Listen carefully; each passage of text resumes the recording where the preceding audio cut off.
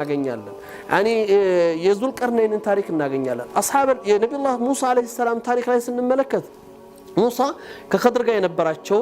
ግንኙነት እንመለከታለን አላህ ዕውቀትን ለመፈለግ ሰዎች ምን ያክል መጓዝ እንዳለባቸው ነብይ ናቸው አዋቂ ናቸው ከጌታቸው እዝነት ምህረት የተለገሱትን ታላቅ ነብይ ወይም ታላቅ አዋቂ ሰው ካንተ በላይ አዋቂ አለ ብለው ሁሉ ጊዜ ሰዎች በእውቀት በራሳቸው እንዳይመኩ ሌሎችን መፈለግ እንዲችሉ ለማሳየት አላህ Subhanahu Wa Ta'ala በሰይድና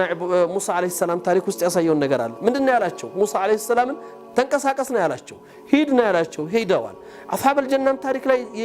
ያትክልቱ ቦታዎች ባለቤትን ታሪክ ላይ ያነሳልናል እንዲሁም ደግሞ የዙል ቀርነይንን ታሪክ ስትመለከቱት በአንድ ማህበረሰብ ውስጥ የመጣን ጥፋት አደጋ ችግር ለመከላከል ዙል ቀርነይን የተባለው ሷሊህ ሰው ያንን ችግር ለመከላከል ያደረገውን ጉዞና የተነሳውን ይዞ አቋም ነው ግን ብቻውን አይደለም ሰዎች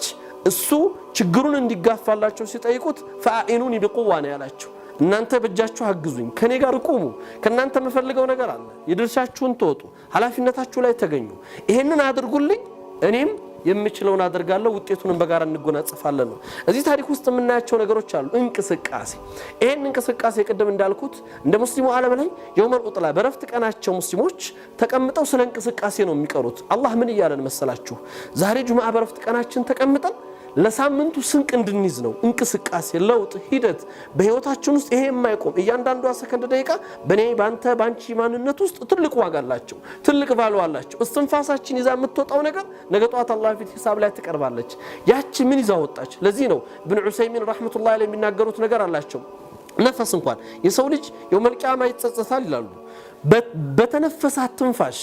ምን አለ ኸይር አውጥቼባት የአላህ መልካም ነገር ተናግሬባት ወይ ዚክር አድርጌባት በነበር ወይ ደግሞ ባላወጣኋት ብሎ ይላል በመትወጣው ያንዳንዱ ደቂቃና ሰኮንድ ምናወጣት ለህዋ ምናወጣቸው ነገሮች አላህ ፊት ምንታሰባቸው ዋጋ ምናገኝባቸው ወይ ደግሞ ዋጋ ምናጣባቸው ይሆናሉ ከዚህ አንፃር ነው ደን ለውጥ እንቅስቃሴ ሂደት በያንዳንዱ ቀን በያንዳንዱ ጉዞ ውስጥ በእኛ ውስጥ መኖር የሚገባው የለውጥ እንቅስቃሴ ትልቅ ዋጋ አለው ይሄን ለማሳየት ነው ቁርአኑ በረፍት ቀናችን ስለ እንቅስቃሴ ሙእሚን በሐያቱ ላይ እስትቅራር ወይም ደግሞ የተረጋጋ ማንነት የለውም ሙእሚን ማረፊያው ጀነት ነው ለዚህ ነው ኢማም አህመድ ኢብኑ ሐንበል ረህመቱላህ ዐለይሂ متى يجد الراحه الانسان የሰው ልጅ መቼ ነው ረፍት የሚያገኘው ተብለው ሲጠየቁ እንደማ يدخل رجله اليمنى في الجنه ጀነት ላይ እግሩ ሲያርፋሉ ከዛ በፊት ረፍት የለም ሙእሚን ከዛ በፊት መረጋጋት የለም ከዛ በፊት ጥሜናንና ወይም ደግሞ ነገሮችን ሰላም ሆኖ መኖር የለም ሱረቱል ካፍ በዚህ ስሜት ከቀራን ሁለተኛ አጭር የመጨረሻ መቋጫ እንድትሆን ሱረቱል ካፍ ላይ የምናያቸው ታሪኮች አሉ ወጣቶች ለሐቅ ፍለጋ ሲሉ